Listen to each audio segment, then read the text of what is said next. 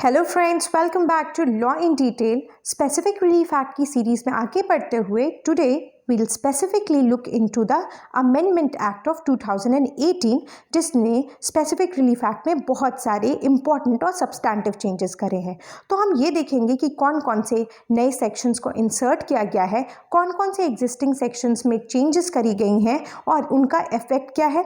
साथ ही साथ हम ये भी देखेंगे कि ये जो अमेंडमेंट एक्ट है ये प्रोस्पेक्टिव है या फिर रेट्रोस्पेक्टिव है। So now let's move forward and if you like our channel, मुझे लगता है कि you must have subscribe to law in detail. Now let's move forward और हम ये देखते हैं कि इस अमेंडमेंट की इन्फोर्समेंट डेट क्या थी एंड डेट ऑफ पासिंग क्या थी। So this amendment act was passed on 1 अगस्त 2018 और इसकी इन्फोर्समेंट डेट है 2018. So these are important for your PD purposes. You can note it down somewhere. And the main thing is reason for the bringing into this amendment. Okay, so reason क्या है?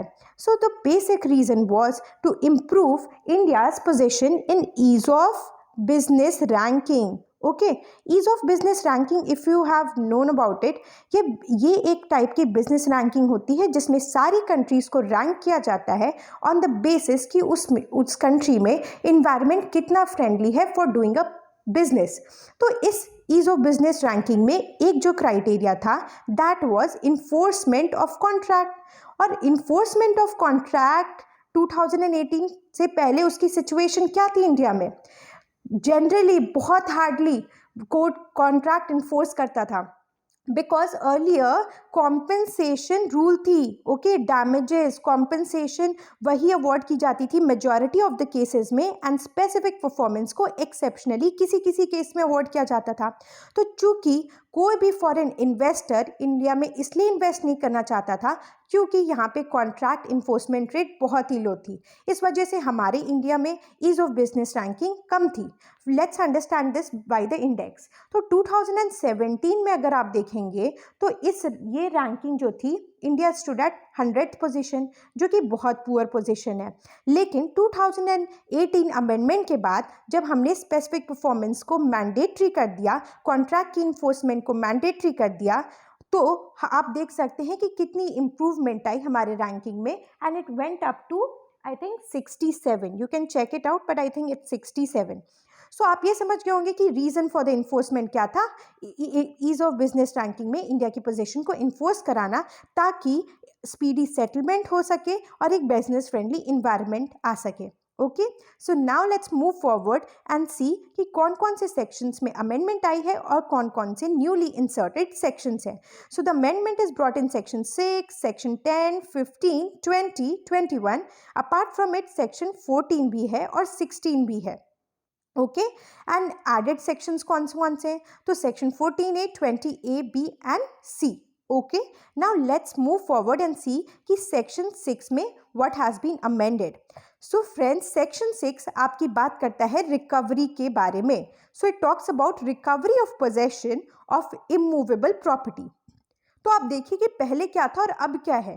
तो पहले बस 2 type के person ही recovery के लिए suit file कर सकते थे। एक जो बंदा जो डिस्पोजेस्ड है, सो द पर्सन, अगर this person has been dispossessed, he is a, तो अर्लियर ए फाइल कर सकता था, या फिर कोई एक ऐसा पर्सन है जो ए के थ्रू क्लेम कर रहा है, सपोजिंगली सी, तो अर्लियर बस यही दोनों फाइल कर सकते थे। बट आफ्टर अमेंडमेंट एडिशनली एक और पर्सन को परमिट किया गया है जो कि है person through whom the dispossessed got the possession. मतलब ये डिस्पोजेस्ड है तो इसको जिसके थ्रू पोजेशन मिला होगा, सपोजिंगली एक्स, तो अब एक्स को भी एडिशनली ऐड कर दिया गया है। अब एक्स भी फाइल कर सकता है रिकवरी की सूट।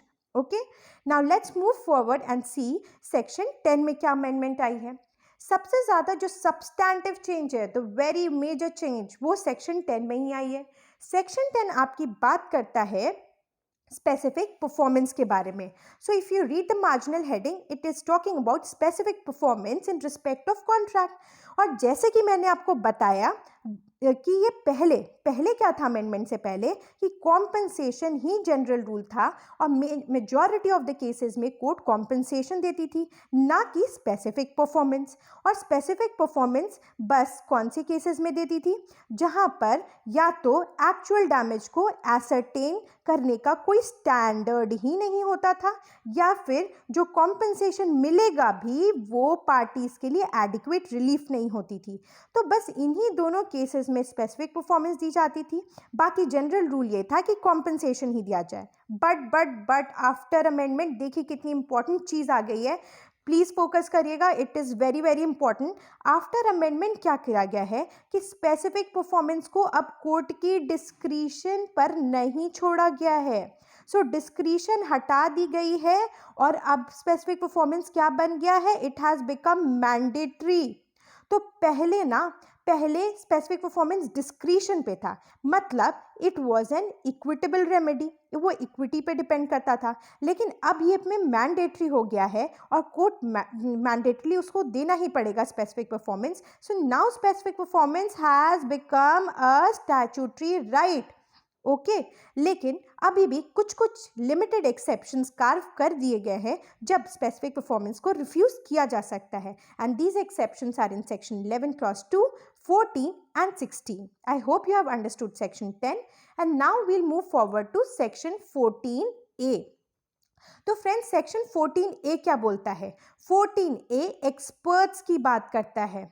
ओके, अगर आपने सीपीसी में भी पढ़ा होगा तो कोर्ट्स के पास पावर होती है एक्सपर्ट्स को एंगेज करने के लिए, जहां पर सूट में टेक्निकल इशू या फिर कोई साइंटिफिक इशू इन्वॉल्व रहता है। ओके, सो यहाँ पे भी सेक्शन 14A को इंसर्ट करते हुए कोर्ट को पावर दी गई कि या तो वो एक या एक से ज़्यादा एक्सपर्ट्स को इन्वॉल्व कर सकते हैं असिस्ट करने के लिए किसी ऐसे इशू में जो कि टेक्निकल हो नेचर में। ओके, और उनको ये भी बुला सकते हैं असिस्ट करने के अलावा एविडेंसेस प्रोवाइड करने के लिए, इंक्लूडिंग डॉक्यूमेंट्स प्रोवाइड करने के लिए। सो 14A is dealing about experts and this is a new provision. अब हम देखते हैं कि सेक्शन 15 क्या बात करता है। तो फ्रेंड्स सेक्शन 15 में ये बताता है आपको who may claim specific performance. तो कौन सा पार्टी क्लेम कर सकता है स्पेसिफिक परफॉर्मेंस। ओके, तो स्पेसिफिक परफॉर्मेंस के लिए कौन कौन फाइल कर सकते हैं। तो अर्लियर इसमें ये क्लॉज FA नहीं था। Clause FA has been added by the 2018 amendment. Clause FA specially बात करता है लिमिटेड लाइबिलिटी पार्टनरशिप के बारे में। तो सपोजिंगली अगर कोई लिमिटेड लाइबिलिटी पार्टनरशिप थी, अगर वो किसी के साथ कॉन्ट्रैक्ट में एंटर करती है और ये LLP मर्ज हो जाती है दूसरी LLP के साथ और ये एक बड़ी LLP फॉर्म करते हैं। ओके, तो अब ये जो अमेलगमेटेड LLP है ना, दिस वन, सो अब ये भी सू कर सकता है ए को स्पेसिफिक परफॉर्मेंस करने के लिए कॉन्ट्रैक्ट की। Okay, so this FA has also been added by 2018 amendment. Now we'll see section 20 capital A. तो 20 कैपिटल A किस बारे में बात करता है। तो friends 20 capital A, 20 capital B and 20 capital C, 20A, B and C, ये तीनों 2018 अमेंडमेंट से आए हैं and they are specially talking about infrastructural contracts. अब आप पूछेंगे कि इंफ्रास्ट्रक्चरल कॉन्ट्रैक्ट्स में कौन कौन से कॉन्ट्रैक्ट्स इंक्लूडेड होते हैं। तो इंफ्रास्ट्रक्चरल कॉन्ट्रैक्ट्स में वही कैटेगरीज ऑफ कॉन्ट्रैक्ट्स, वही कैटेगरीज ऑफ प्रोजेक्ट हैं जो SRA की शेड्यूल में लिखे गए हैं। तो आपको शेड्यूल चेक करना पड़ेगा, उस शेड्यूल में जो जो कैटेगरीज आएंगे वही क्वालिफाई करेंगे सेक्शन 20A, B और C के पर्पस के लिए as infrastructural contracts. For example इसमें आते हैं आपके transport, energy, infrastructure projects. Okay, so ये सारे इंफ्रास्ट्रक्चरल कॉन्ट्रैक्ट्स हो गए और इनके बारे में आइए देखते हैं कि क्या बताता है हमें section 20 clause A। So basically section 20 clause A आपको ये बोल रहा है कि 20 क्लॉज A रिस्ट्रेन करता है पार्टीज को। Okay, so it is restraining the court को रिस्ट्रेन कर रहा है कि वो इंजंक्शन ना दे इंफ्रास्ट्रक्चरल कॉन्ट्रैक्ट्स केसेस में, ओके। और यही सेम बात आपकी सेक्शन 41 क्लॉज HA में भी लिखी गई है। और ये 41 का clause HA friends, this has also been added by 2018 amendment. तो 20 clause A has to be read with 41 HA, और दोनों एक ही चीज़ बोल रहे हैं, विच इज़ कि इंजंक्शंस नहीं ग्रांट करनी चाहिए इंफ्रास्ट्रक्चरल कॉन्ट्रैक्ट्स में, अगर इंजंक्शन ग्रांट करने से वो कॉन्ट्रैक्ट इम्पीड या डिले हो जाएगा। बेसिकली ये यही इसीलिए होता है क्योंकि सच इंफ्रास्ट्रक्चरल कॉन्ट्रैक्ट्स, इसका ऑब्जेक्ट यही होता है कि सच इंफ्रास्ट्रक्चरल कॉन्ट्रैक्ट्स हमारे लिए बहुत इकोनॉमिक इंपॉर्टेंस के होते हैं, और अगर ये डिले होगा तो इनकी कॉस्ट रेज कर जाएगी, जो अल्टीमेटली पीपल को ही बियर करनी पड़ेगी। प्लस हम अपने GDP का बहुत इंपॉर्टेंट शेयर भी लूज कर देंगे बिकॉज ऑफ नॉन डेवलपमेंट। तो इसीलिए इन्हें रोकने से मना किया गया है ताकि ये इम्पीड या डिले ना कर पाए उसकी प्रोग्रेस या कंप्लीशन को। Now we'll see section 20 clause B जो कि इंसर्ट किया गया है। 20 क्लॉज B स्पेशल कोर्ट्स की बात करता है, और यहाँ पे ये बोलता है कि स्टेट गवर्नमेंट डेजिग्नेट कर देगी सिविल कोर्ट को एज स्पेशल कोर्ट्स। लेकिन स्टेट गवर्नमेंट इसको बस अपनी मर्जी से नहीं कर सकती है, उसको कंसल्टेशन लेनी पड़ेगी chief justice of high court से, ओके। और उसके बाद वो स्पेशल कोर्ट्स की डेजिग्नेट कर देगी, और ये स्पेशल कोर्ट बस इंफ्रास्ट्रक्चर कॉन्ट्रैक्ट्स के केसेस को हैंडल करेंगे, okay. Now let's move forward to another section. तो अब हम देखते हैं कि 20 क्लॉज C क्या बोलता है। 20 clause C is talking about expedience disposal of cases, जो कि बोलता है कि कोर्ट को ये केस कंप्लीट करने की कोशिश करनी चाहिए within 12 months from the date of service of summon to the defendant. तो 12 months इनिशियली, या फिर अगर उन्हें फर्दर एक्सटेंशन चाहिए तो उन्हें 6 months की एक्सटेंशन मिल सकती है। मतलब इंफ्रास्ट्रक्चरल कॉन्ट्रैक्ट के केसेस को टोटल 18 months में वाइंड अप करना है। So this is a guideline. Now we'll see कि सेक्शन 20 में क्या क्या चेंजेस आए हैं। तो फ्रेंड्स, सेक्शन 20 ने एक नया कॉन्सेप्ट इंट्रोड्यूस कर दिया सब्स्टिट्यूटेड परफॉर्मेंस का। What is this substituted performance? Substituted performance is supposingly कि अगर कॉन्ट्रैक्ट ये दोनों पार्टीज के बीच में हुई है and this B is not performing his contract, तो अभी A जा सकता है सब्स्टिट्यूटेड परफॉर्मेंस करा सकता है, ओके। सब्स्टिट्यूटेड परफॉर्मेंस का मतलब है कि A अपनी ओन एजेंसी के तहत या फिर किसी थर्ड पार्टी के तहत ये कॉन्ट्रैक्ट को परफॉर्म करा सकता है, लेकिन उसको कॉन्ट्रैक्ट परफॉर्म कराने से पहले मैंडेटरी नोटिस सर्व करनी पड़ती है। किसे? बी को नोटिस सर्व करनी पड़ती है, बी को नोटिस सर्व करनी पड़ती है। ये नोटिस 30 डेज की होती है। ये नोटिस एक तरीके से बी की राइट को प्रोटेक्ट करने के लिए होता है और उसे लास्ट चांस देने के लिए होता है कि वो कॉन्ट्रैक्ट परफॉर्म कर दे। इस नोटिस में ए ये भी लिखेगा कि अगर आपने कॉन्ट्रैक्ट परफॉर्म नहीं कर पाया तो I have a intention of getting it perform substituted performance के थ्रू, मतलब अपनी एजेंसी या थर्ड पार्टी के थ्रू। और अगर ए जब सब्स्टिट्यूटेड परफॉर्मेंस करा लेता है तो अगर उसको अब सेम कॉन्ट्रैक्ट किसी थर्ड पार्टी या ओन एजेंसी से परफॉर्म कराने के लिए एडिशनल एक्सपेंस या कॉस्ट लगे हैं तो ये एडिशनल एक्सपेंस या कॉस्ट भी ये डिफॉल्टिंग पार्टी से क्लेम कर सकता है। Now we will also see कि अगर कॉम्पेंसेशन की बात करें तो कॉम्पेंसेशन भी ये बी से क्लेम कर सकता है। बट ये जो कॉम्पेंसेशन वाली बात है this has also been dealt in section 74 of Indian contract act in case of breach of contract. और सेक्शन 74 में ये बोल रहा है कि जो भी पार्टी कॉम्पेंसेशन क्लेम करती है उसकी ये ड्यूटी होती है कि वो लॉस को मिटिगेट करने की कोशिश करे। अगर A is going for claiming compensation तो he has a duty of mitigating the loss, और ये this provision can be seen as a statutory recognition of the said duty, है ना। तो उसी सेम चीज़ को अब और क्रिस्टलाइज कर दिया गया है सेक्शन 20 के फॉर्म में, okay. So now let's move forward and see कि सेक्शन 14 में क्या चेंजेस आए हैं। सो फ्रेंड्स, सेक्शन 14 सेक्शन 10 का उल्टा सेक्शन है, it is a converse section. और बेसिकली सेक्शन 14 आपको ये बोल रहा है कि कब स्पेसिफिक परफॉर्मेंस नहीं दी जाएगी, ओके। सो सेक्शन 14 से contract not specifically enforceable. Section 14 में आइए देखते हैं कि बिफोर अमेंडमेंट क्या था, आफ्टर अमेंडमेंट क्या है। आप देख सकते हैं कि आफ्टर अमेंडमेंट क्लॉज ए में और आपकी चेंजेस आ गए हैं। तो पहले क्या था कि कॉम्पेंसेशन जब एडिक्वेट रिलीफ नहीं होता था, because compensation was the general rule, तो अगर कॉम्पेंसेशन आप नहीं दे पा रहे हो तभी आप उसकी स्पेसिफिक परफॉर्मेंस मतलब नहीं कर सकते हो, ठीक है। तो ये पहले था कि कॉम्पेंसेशन नॉट एडिक्वेट रिलीफ, तो स्पेसिफिक परफॉर्मेंस भी नहीं दे सकते, है ना। लेकिन अमेंडमेंट के बाद आ गया है, इसको सब्स्टिट्यूट करके सब्स्टिट्यूटेड परफॉर्मेंस लिख दिया गया है। और आप क्लॉज नेक्स्ट ये भी देख सकते हो कि पहले 14 के क्लॉज बी में पर्सनल वॉल्यूशन वाली बात थी, लेकिन अब क्लॉज बी में पर्सनल वॉल्यूशन को हटा के क्लॉज सी में डाल दिया गया और इसे पर्सनल क्वालिफिकेशन कर दिया गया। So the words have been change and now we'll understand the significance. बाकी सब चीज़ें ऐसी ही हैं and there are some omissions which you can see. So clause A has been substituted, तो अब सब्स्टिट्यूट करके क्या डाल दिया गया है, सब्स्टिट्यूटेड परफॉर्मेंस। तो अगर आपने सब्स्टिट्यूटेड परफॉर्मेंस करा ही ली है किसी थर्ड पार्टी या ओन एजेंसी के तहत अकॉर्डिंग टू सेक्शन 20, तो आपको फिर से थोड़ी ना कॉन्ट्रैक्ट परफॉर्म कराना है, तो obviously specific performance can't be granted to you, okay. और पहले क्या था, पहले कॉम्पेंसेशन की बात थी कि कॉम्पेंसेशन इज एडिक्वेट और रिलीफ और नॉट, ठीक है। लेकिन अब कॉम्पेंसेशन एडिक्वेट रिलीफ बन रहा है या नहीं बन रहा है, it hardly matters, it doesn't matter, because specific performance अब मैंडेटरी कर दी गई है।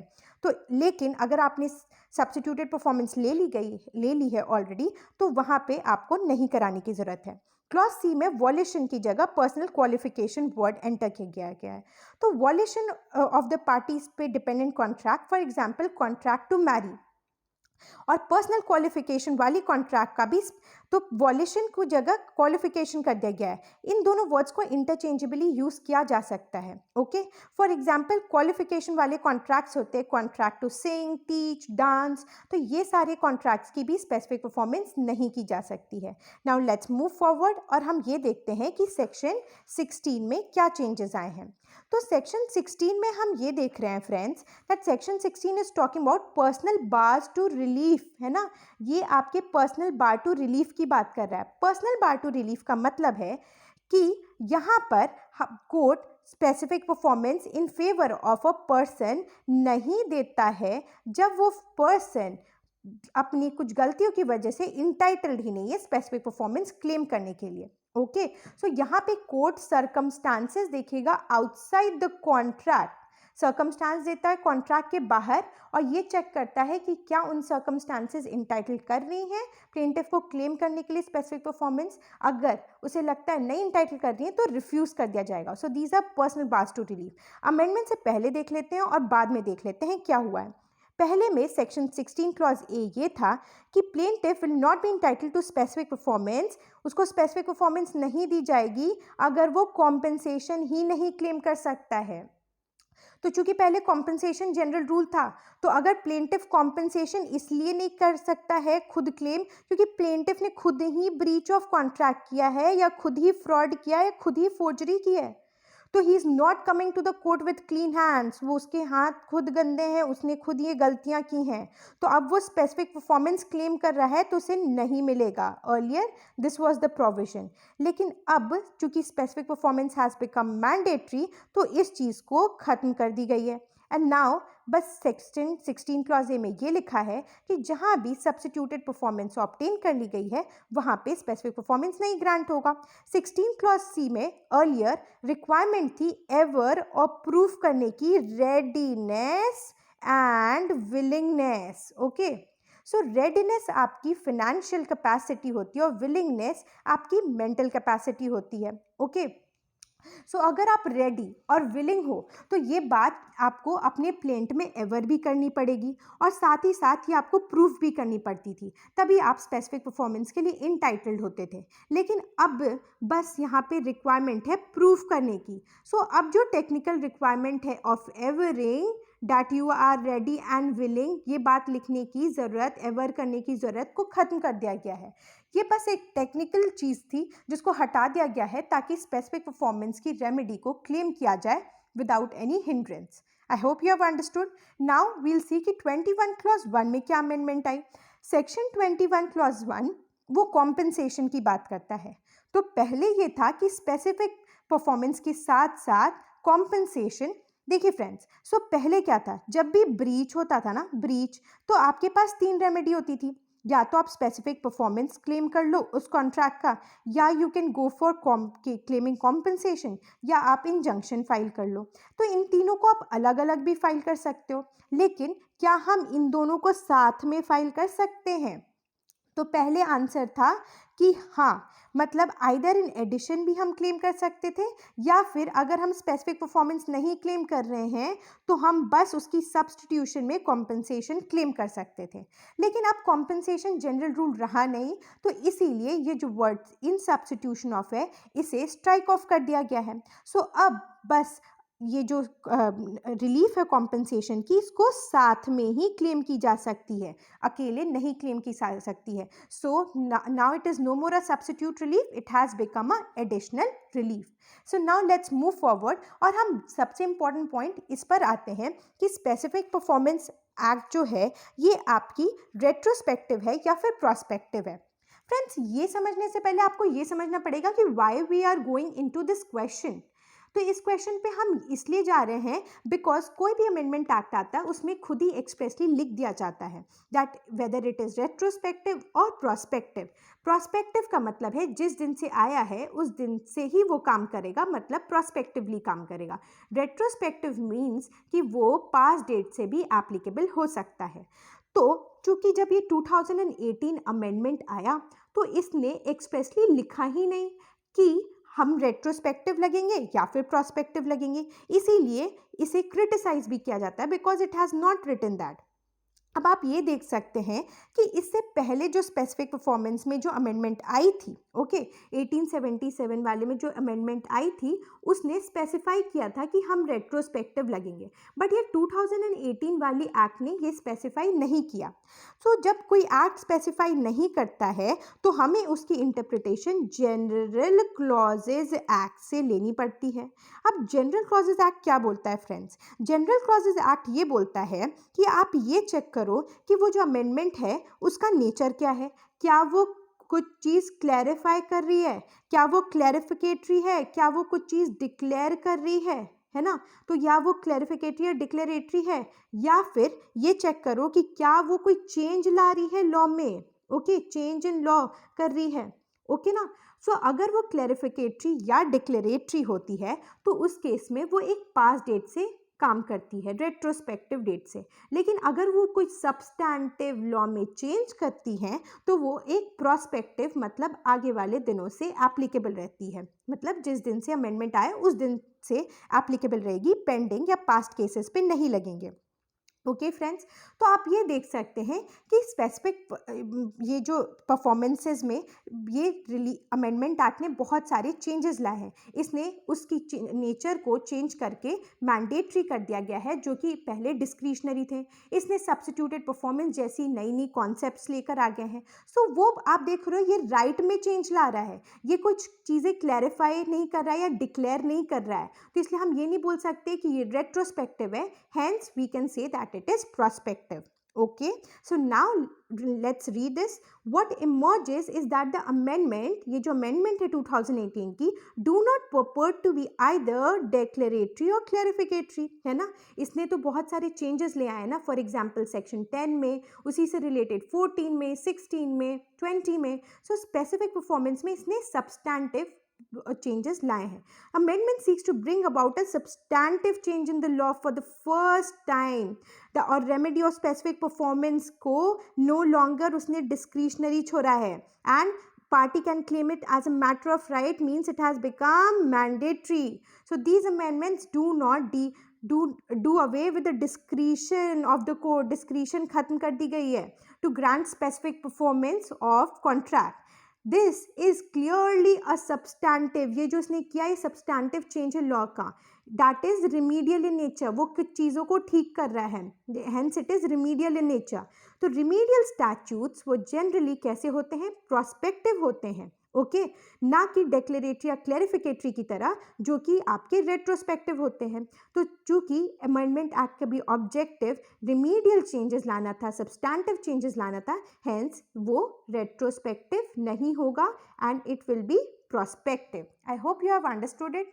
Thanks for watching the video, and if you like our channel and want me to create similar contents, then do subscribe to our channel. Thank you.